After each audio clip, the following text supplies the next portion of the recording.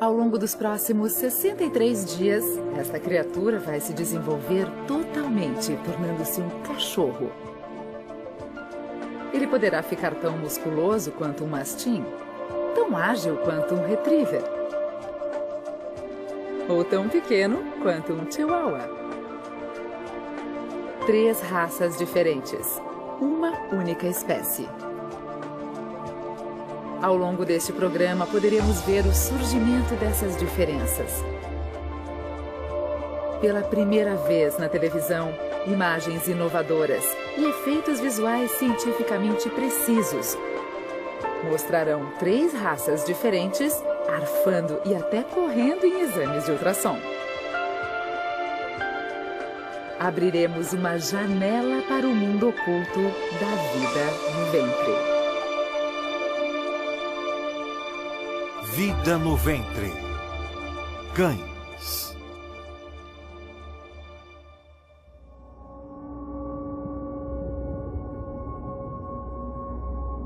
Ele tem apenas 4 semanas de vida, mas sua linhagem é antiga.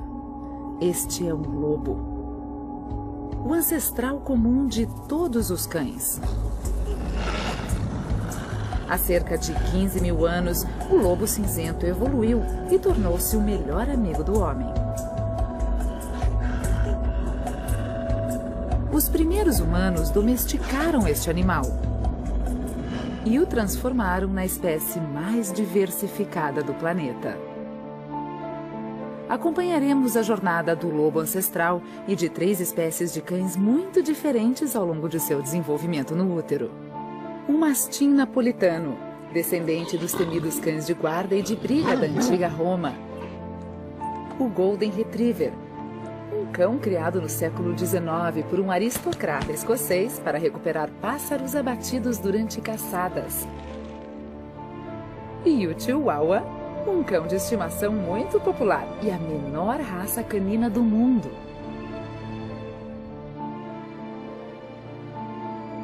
Três animais muito diferentes, com um ancestral em comum.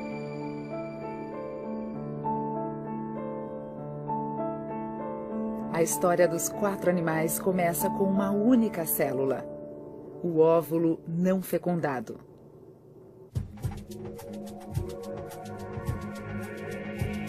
Estimulados por um aumento hormonal, até 20 óvulos são liberados ao mesmo tempo, prontos para serem fertilizados.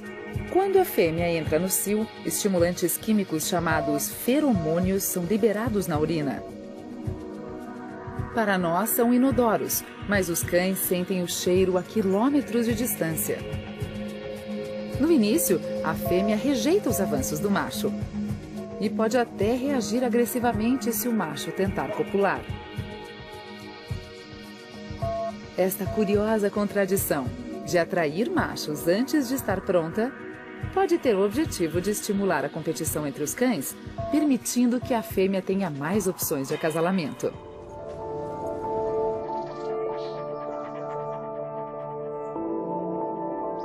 Quando o nível dos hormônios baixar, a fêmea estará pronta para acasalar. O pênis do cão, como o de muitos mamíferos, contém um osso. Ele proporciona maior rigidez e prolonga o acasalamento. Apesar de tudo, ele não garante o sucesso. O macho costuma acasalar várias vezes com a fêmea até conseguir o seu objetivo. O que acontece em seguida é exclusivo do cão e de seus parentes selvagens. A base do pênis incha e o macho fica preso à fêmea. O processo pode durar até 1 hora.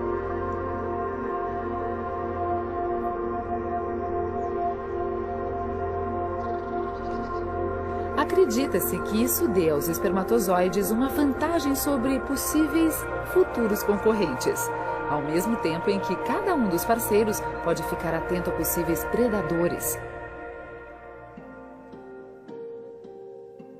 Cães com pedigree têm pouca chance de escolher o parceiro. A decisão cabe ao criador. Em alguns casos, o cruzamento ocorre entre irmãos, com o objetivo de perpetuar uma característica específica. Esse é um dos motivos pelos quais algumas raças são suscetíveis a problemas genéticos, tais como a displasia coxofemoral comum em Golden Retrievers, ou mesmo problemas cardíacos que costumam afetar chihuahuas. Biologicamente, todos os cães podem entrecruzar. No entanto, para algumas raças, é fisicamente impossível, pois a diferença de tamanho é grande demais. Apesar disso, todos os cães domésticos pertencem a uma única espécie.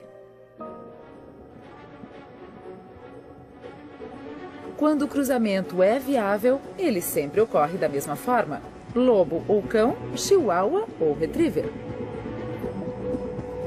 Dentro do trato reprodutivo da fêmea, os espermatozoides nadam rápido. Em poucos minutos, eles chegam aos tubos uterinos. O passo seguinte é encontrar os óvulos.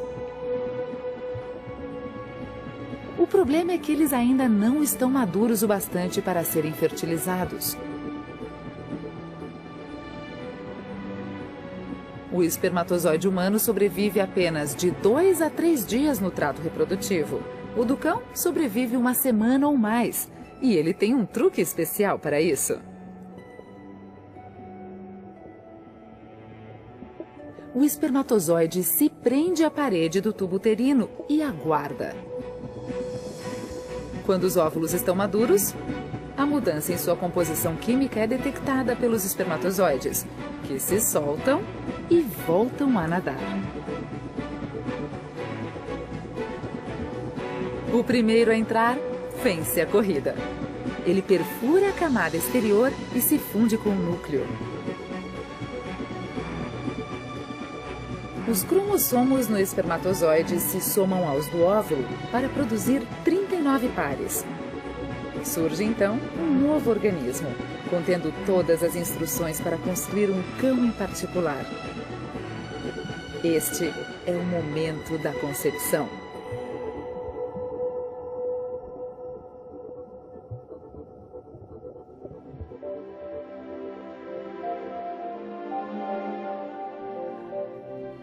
Logo após a fertilização, todos os óvulos se dividem e começam sua jornada em direção ao útero. A gravidez de uma cadela dura aproximadamente 63 dias. A de uma loba dura o mesmo tempo. É um reflexo de sua ancestralidade em comum. Uma comparação entre os DNAs do lobo e do cão revela que os cães evoluíram dos lobos há cerca de 15 mil anos. Cientistas chegaram a esse número estudando pequenas sequências de DNA, chamadas de DNA mitocondrial, que são herdadas através da linhagem materna basicamente inalteradas. Ao analisar as raras mutações neste DNA em mais de 650 cães em todo o mundo, pesquisadores conseguiram ligar quase todos os cães domésticos a 3 lobas no leste da Ásia. Essas fêmeas foram as Evas ancestrais do mundo canino. A partir dos primeiros cães, há 15 mil anos, a reprodução seletiva feita pelo homem deu origem à espécie mais diversificada do planeta, com cerca de 400 raças. Nenhum outro animal domesticado assumiu formas físicas tão variadas. Nossos embriões estão ocultos na segurança do útero da mãe. Mas é aqui, neste mundo secreto, que as diferenças começam a surgir. É o primeiro dia de nossa jornada no útero. As cadelas e a loba estão grávidas. Nos próximos 63 dias, os 4 fetos se desenvolverão em animais muito diferentes.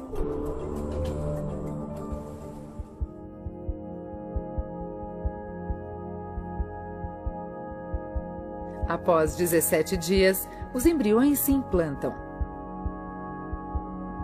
Isto ocorre mais tarde nos cães do que em outros mamíferos, talvez porque seus óvulos demorem mais para amadurecer. À medida que cada embrião se prende, o útero contrai. Isso estimula o implante e cria um espaço regular entre eles. Os embriões passam por um processo chamado gastrulação. A massa celular começa a se reorganizar para assumir a forma de um corpo. Ela deixa de ser um amontoado disforme e passa a ser um animal em formação.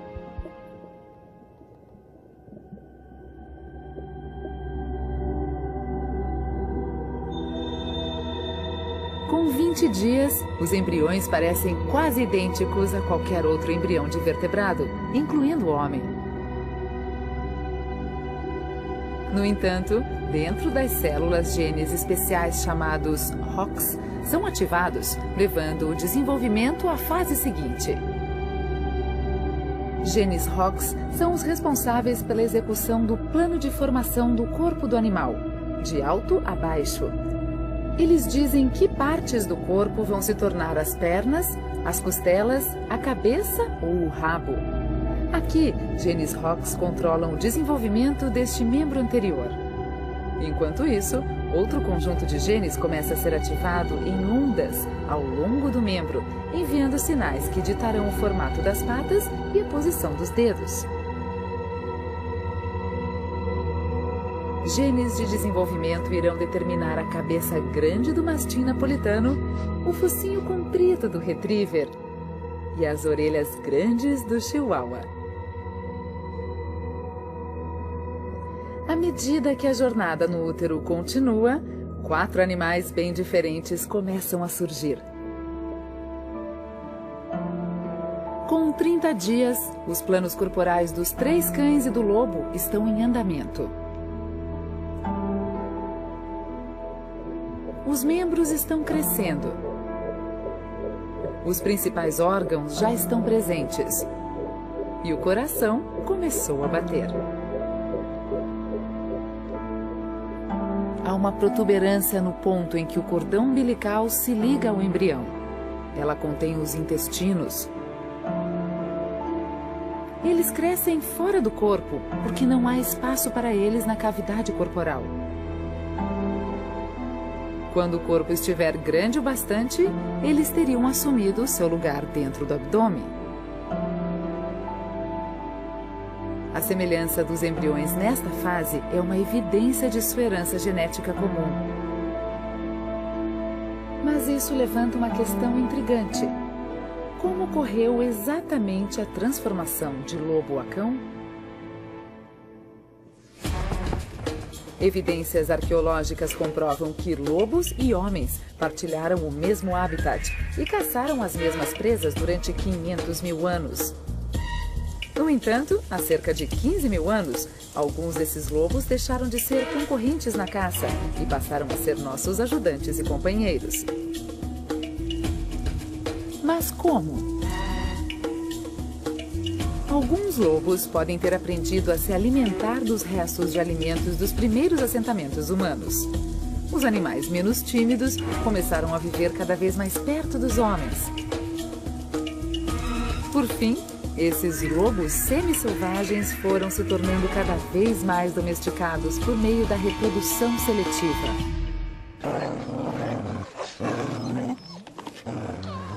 No início, o homem criou os primeiros cães domesticados para ajudarem na caça.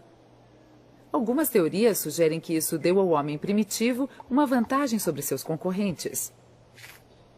Biólogos acreditam que as mudanças na aparência e no comportamento ocorreram ao longo de poucas gerações. E há uma boa prova de que isso de fato tenha ocorrido. Nos anos 50, um geneticista russo realizou um experimento para verificar se era possível domesticar raposas selvagens, da mesma forma que o homem primitivo fez com os lobos.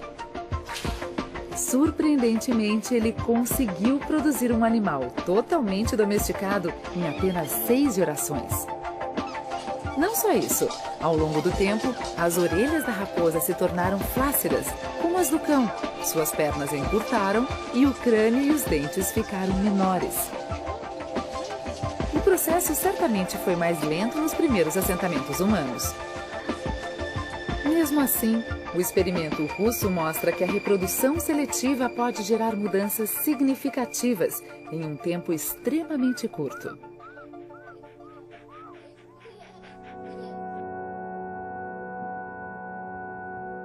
Na metade da gestação, nossos fetos têm o tamanho de uma uva. Os embriões de cachorro ainda parecem totalmente lupinos. O globo ocular e o olho começam a tomar forma. Retinas e córneas primitivas começam a se desenvolver. Os seres humanos possuem 3 receptores de cores na retina. É isso que nos permite ver cores. Cães e lobos desenvolvem apenas 2. Tudo o que verão terá uma coloração azul amarelada.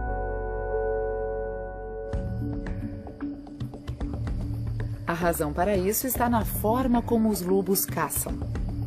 A visão daltônica é boa mesmo com pouca iluminação, quando grande parte de suas presas também está caçando. Outro segredo para o sucesso nas caçadas é uma série de receptores especializados no fundo dos olhos que os humanos não têm e que reagem a movimentos rápidos. No caso de um lobo, eles ajudam a ver um roedor correndo no crepúsculo ou um coelho se movendo no horizonte. Para os retrievers, pode ser um pássaro distante caindo do céu.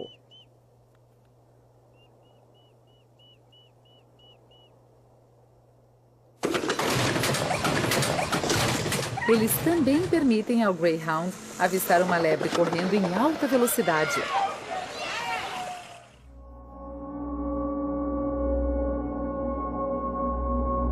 Cães e lobos são extremamente bem adaptados à caça. Lobos muitas vezes perseguem a presa até a exaustão. Eles são capazes de correr a até 65 km por hora em qualquer terreno. Com 34 dias, o motivo para essa habilidade começa a se tornar evidente. As patas são fundamentais para um animal caçador. No início, tanto lobos quanto cães possuem patas com forma de remo e membranas interdigitais. Essa característica muda à medida que se desenvolvem. As patas do lobo mantêm parte das membranas interdigitais. Isso ajuda a distribuir o peso em terrenos mais difíceis, sobretudo na neve. A maior parte dos cães perde as membranas, pois animais domésticos não precisam delas.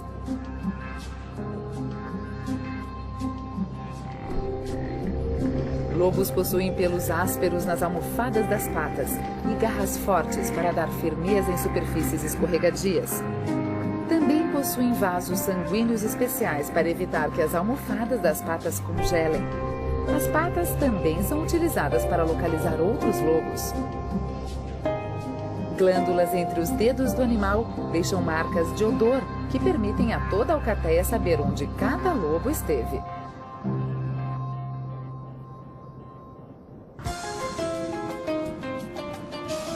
O processo de domesticação transformou os lobos nos primeiros cães, mas o homem reforçou e ampliou as diferenças por meio da reprodução seletiva.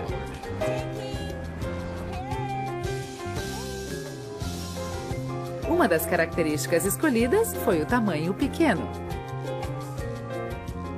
Para evoluir de um lobo grande a um cão pequeno, como o Chihuahua, deve ter havido uma mutação genética. Ninguém sabia exatamente como isso havia acontecido, até que geneticistas passaram a analisar o genoma canino. Os estudos revelaram que todas as raças pequenas possuem a mesma mutação no mesmo gene. O novo gene pode ter surgido cerca de 10 mil anos atrás. Mas um mistério permanece.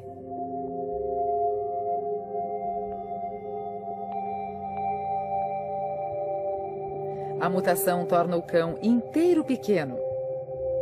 No entanto, nem todas as raças mantiveram a proporção ao encolher.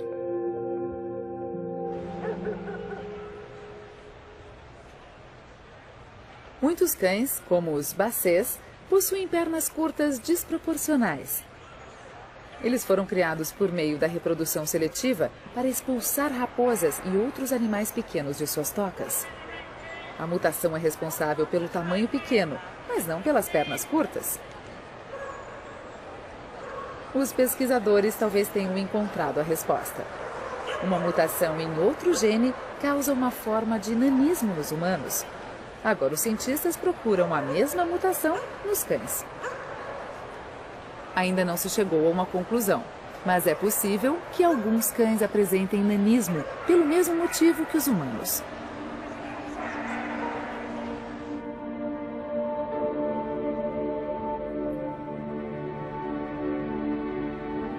Faltam apenas 28 dias para o nascimento. Mas antes, é preciso sobreviver no ventre. Porque às vezes o corpo da mãe decide desfazer os 35 dias de crescimento e reabsorve o feto, como se ele nunca tivesse existido.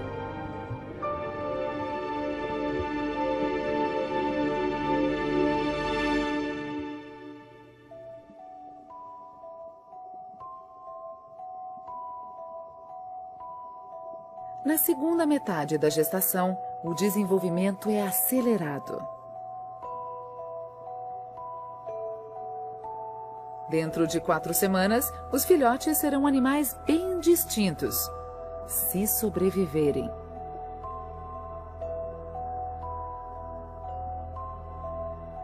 Cadelas e lobas às vezes reabsorvem seus fetos, desintegrando totalmente o embrião. Um pequeno caroço na parede uterina é tudo o que resta. Os lobos evoluíram numa época em que havia muitos predadores. Por esse motivo, desenvolveram uma técnica visando maximizar o índice de sobrevivência. Pode parecer ilógico, mas a reabsorção de alguns fetos dá aos sobreviventes uma chance maior. Quando a cadela fica estressada, a mesma coisa pode acontecer. Entretanto, a existência confortável ao lado dos humanos costuma propiciar o nascimento de toda a ninhada.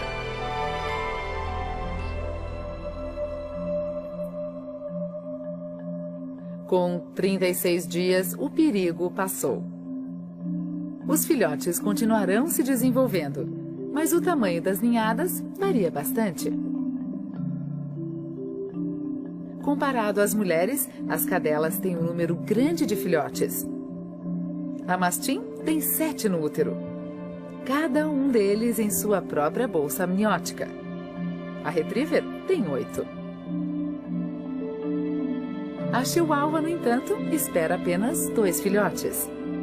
Ela é pequena demais para ter um número maior.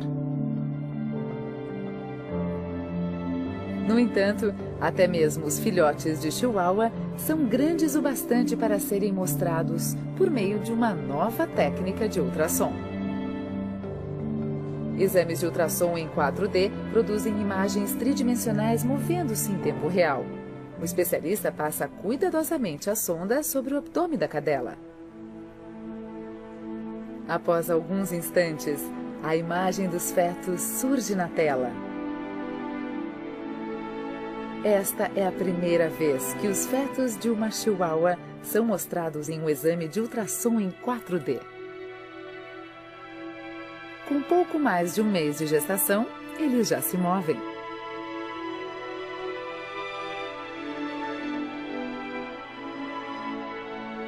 De forma impressionante, os fetos da retriever parecem estar correndo.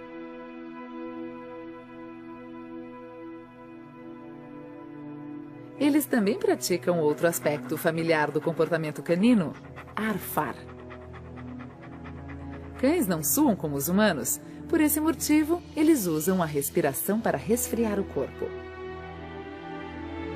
No útero, os filhotes praticam alguns comportamentos meses antes de serem necessários. Isso ajuda a reforçar as conexões nervosas no cérebro, além de estimular o crescimento dos músculos das pernas e da mandíbula.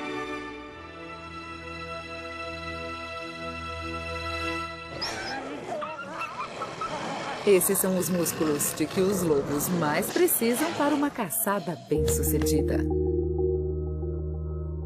Nós reforçamos os pontos fortes em muitas raças domésticas, de acordo com os nossos interesses. A energia de um retriever ao buscar a caça, ou a força de que o mastim precisa para proteger o seu dono. O processo de transformação do lobo para uma coleção de raças distintas levou alguns milhares de anos. Os primeiros cães domésticos eram muito semelhantes aos seus ancestrais lupinos. A mentalidade da vida em bando propiciava uma afinidade natural para a socialização. Os homens se aproveitaram de seus talentos naturais, a caça, a proteção e o trabalho comunal. Era o início da reprodução seletiva. Se dois cães possuíam características semelhantes, o filhote provavelmente seria igual. Controlando-se o cruzamento dos animais, é possível direcionar as características da geração seguinte.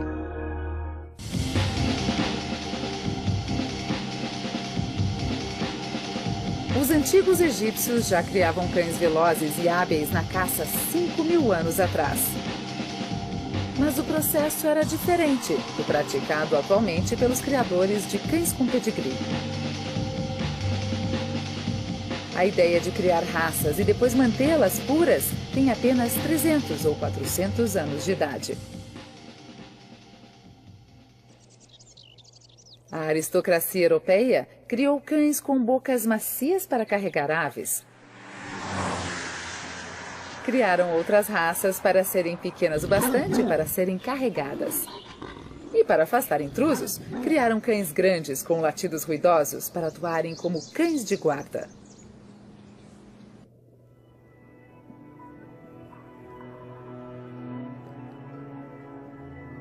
Com 39 dias, todos os fetos estão crescendo rapidamente. Nos próximos 24 dias, ocorrerão mudanças fundamentais. As orelhas e os narizes crescerão, o formato dos corpos mudará. E, finalmente, se tudo der certo, eles nascerão.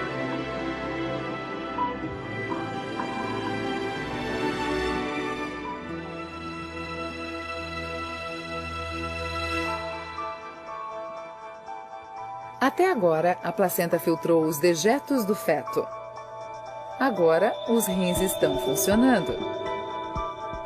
Os embriões excretam urina no fluido amniótico em que estão mergulhados. Para proteger os olhos, ainda em formação, as pálpebras estão totalmente fechadas. Embora essa característica seja comum a lobos e cães, há uma parte da anatomia do cão que varia mais do que as outras: as orelhas. Ao mês do nascimento, as orelhas são bem definidas em todos os fetos. O ouvido interno já se formou. Os ouvidos médio e externo ainda estão crescendo.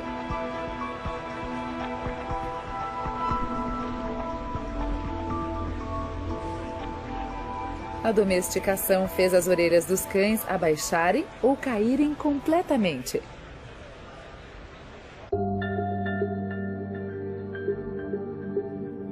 É um exemplo de um fenômeno conhecido como neotenia, quando adultos retêm características infantis. De certa forma, os cães não crescem nunca.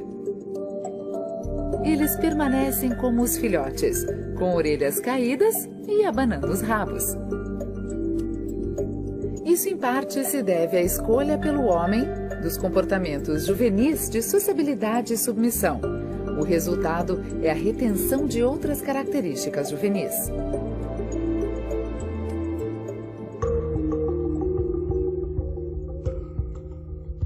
No entanto, nem todas as raças têm orelhas caídas. Em alguns casos, o homem recriou as orelhas eretas do lobo e ainda, puramente por motivos estéticos, o chihuahua. O latido do cão é outra característica juvenil. Lobos adultos raramente latem. Eles uivam para marcar o território e convocar a alcateia para a caçada, algo que o cão doméstico não precisa fazer. Em algumas raças, o latido foi especialmente selecionado, como no caso de cães de guarda. A domesticação produziu mudanças rápidas no formato e no tamanho dos cães. Agora, os cientistas descobriram por quê. Existe um capricho genético ligado ao focinho, que literalmente acelerou a evolução dos cães.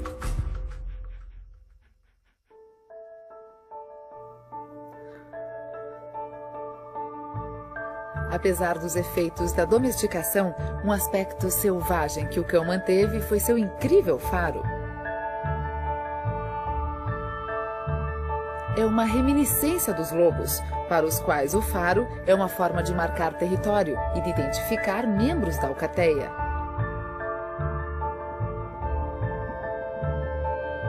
Para um órgão tão importante, o focinho se desenvolve relativamente tarde, com cerca de 2/3 da gestação.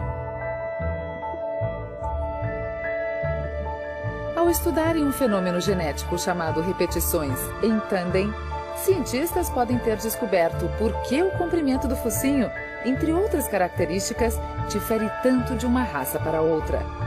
Todas as variações nessa espécie são causadas por mutações que ocorrem de forma aleatória nos genes durante um longo período de tempo. Mutações por repetições em tandem são 100.000 vezes mais frequentes que mutações comuns. Dessa forma, elas causam mudanças físicas mais rapidamente. Uma repetição em tandem é uma sequência de DNA repetida, basicamente uma gagueira genética produzida quando o DNA é copiado. O fenômeno é particularmente comum em cães e pode ser um dos motivos para terem evoluído tão rapidamente. Aqui podemos ver a evolução em ação. Nos últimos 100 anos, repetições em tandem em um gene que controla o desenvolvimento ósseo fez o crânio do pitbull apontar cada vez mais para baixo. No entanto, o tamanho do focinho de um lobo ou de um cão não é o responsável por seu faro extraordinário.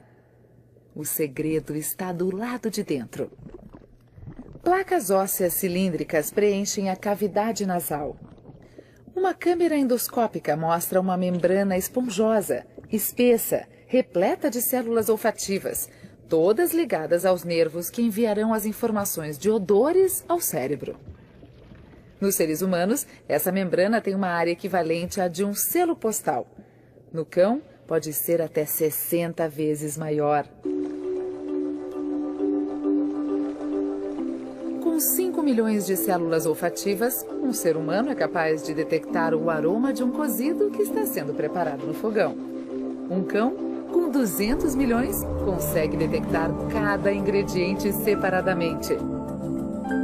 O olfato também é fundamental para identificar outros cães.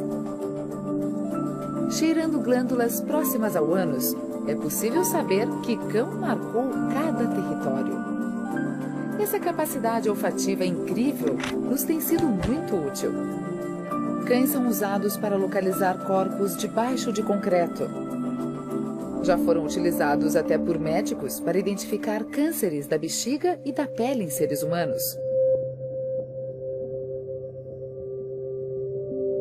Com 55 dias de gestação, os cães e o lobo estão nas etapas finais de desenvolvimento. Os fetos já se parecem com os animais que se tornarão, e os tamanhos começam a ficar diferentes, embora nada comparado à vida adulta. E não é apenas no tamanho que eles se diferenciam, no cérebro também. O lobo precisa de um cérebro grande para caçar em grupo de forma coordenada. A disputa por restos de comida de seres humanos requer uma astúcia bem menor. Como o cérebro é um órgão extremamente dispendioso em termos de energia necessária para mantê-lo, imagina-se que a seleção natural em cães domésticos favoreça animais menores, com cérebros menores. Dessa forma, cães domésticos se tornaram menos atentos ao seu ambiente do que seus ancestrais selvagens. Nem todos os cientistas concordam que cérebros menores tornam os cães menos inteligentes que os lobos. Talvez eles possuam inteligências diferentes. Os lobos dominam a complexidade de viver e de caçar em grupo. Cães têm o talento de aprender comportamentos bastante complexos de seus mestres humanos.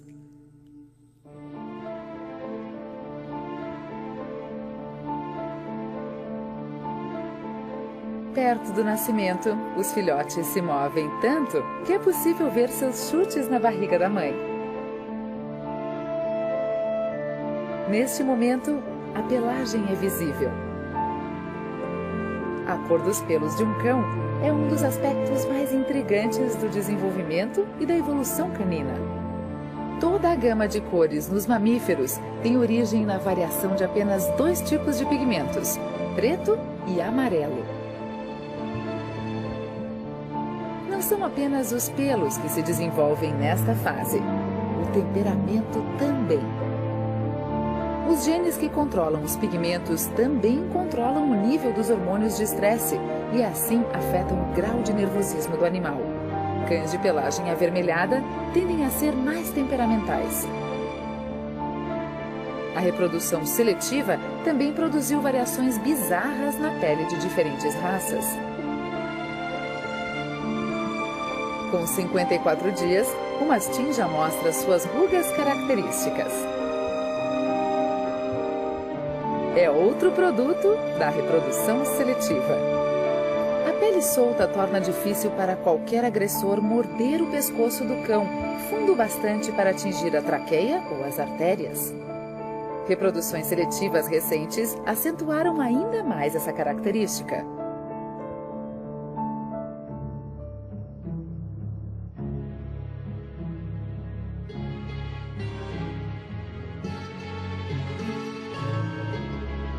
O Molosso romano, que deu origem ao mastim napolitano, tinha muito menos rugas e era de outra cor, mais semelhante a este mastim especialmente modificado. Pequenas mudanças genéticas são tão poderosas nos cães que a família original do mastim inclui atualmente raças como o Dog alemão e o Wolfhound. Eles foram criados há vários séculos, através do cruzamento do Molosso romano com outras raças. De certo modo, a reprodução seletiva é um gigantesco experimento genético, e a diversidade dos cães domésticos é uma prova do seu poder. Nos últimos anos, assim como no caso do homem, o genoma canino foi totalmente mapeado. Com isso, é possível estudar não somente os genes que tornam as raças tão diferentes, mas também os genes responsáveis por doenças. Como partilhamos mais da metade das doenças que afligem os cães, essa pesquisa pode ter aplicações valiosas para todos os seres humanos.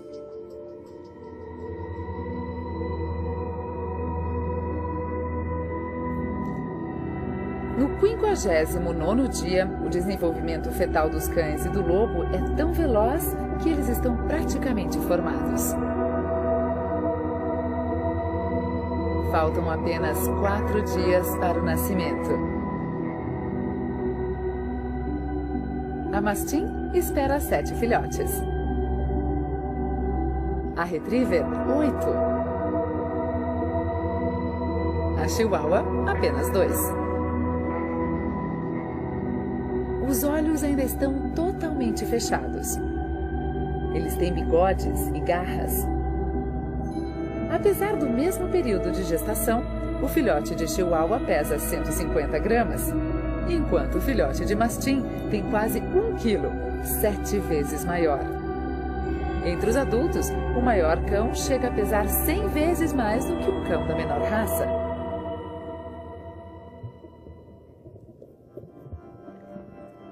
A jornada dos filhotes está quase acabando.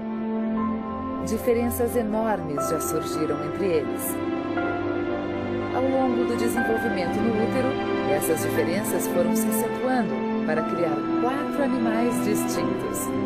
Cada um deles produto de pressões evolucionárias e da reprodução seletiva. Agora, totalmente desenvolvidos no útero, os filhotes enfrentam o último desafio, a hora do parto. –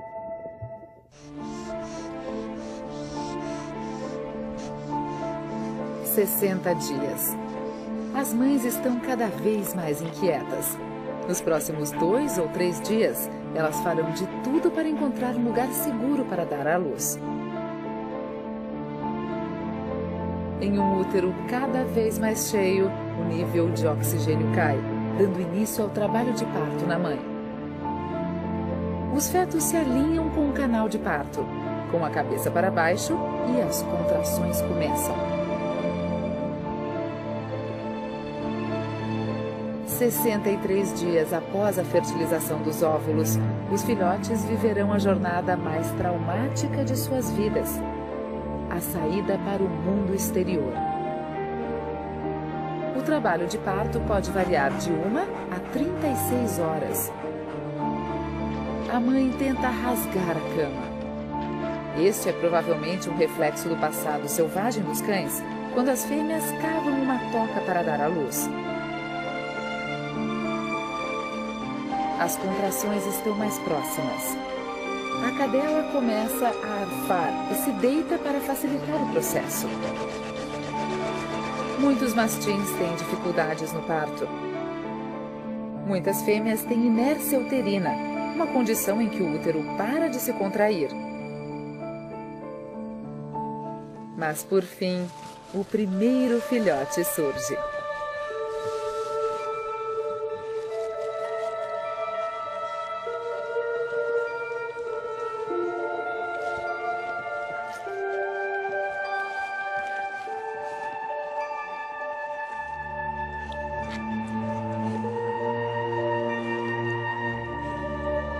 Muitas horas se passarão até que toda a ninhada tenha nascido. As chihuahuas têm problemas ainda maiores. A reprodução seletiva criou uma mãe pequena demais para expelir os filhotes.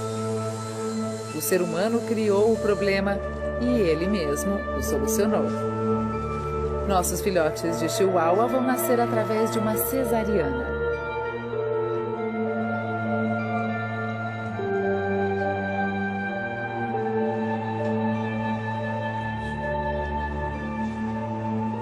Após anestesiar a mãe, o veterinário remove o filhote maior, que pesa 170 gramas.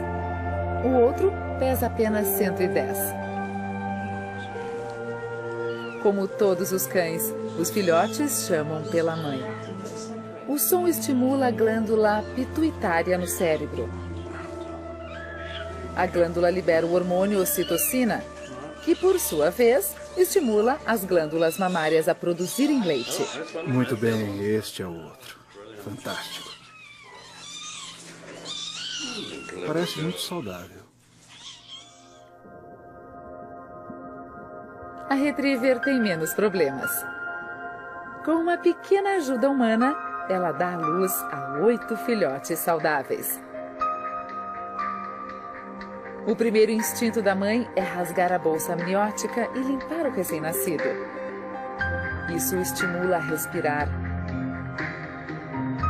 A placenta tem uma última função. A mãe a come e ingere um produto químico que também estimula o fluxo de leite para as mamas.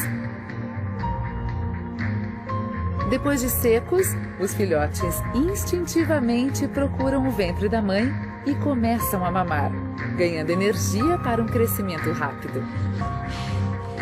Enquanto isso, após 30 horas de trabalho de parto, todos os filhotes da mastim já nasceram.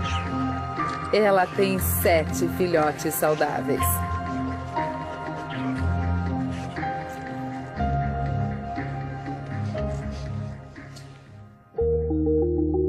Lobas têm os filhotes em uma toca subterrânea.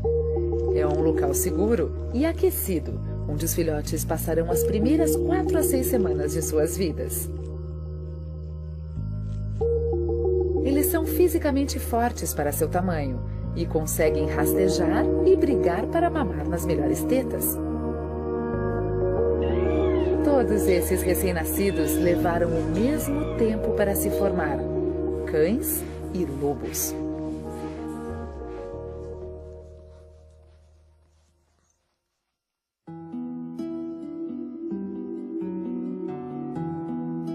Os olhos dos cães abrem pela primeira vez cerca de 7 dias após o nascimento. No entanto, eles permanecem cegos por mais 3 dias.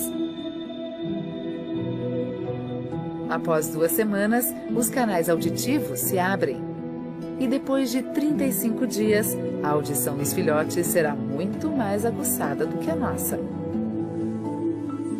Os crânios dos cães e dos lobos recém-nascidos são muito parecidos e têm proporções semelhantes em relação aos corpos.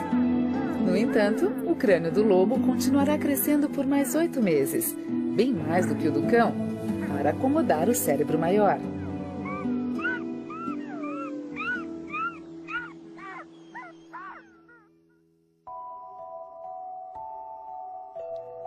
É uma jornada extraordinária, de uma única célula ao melhor amigo do homem em apenas 63 dias.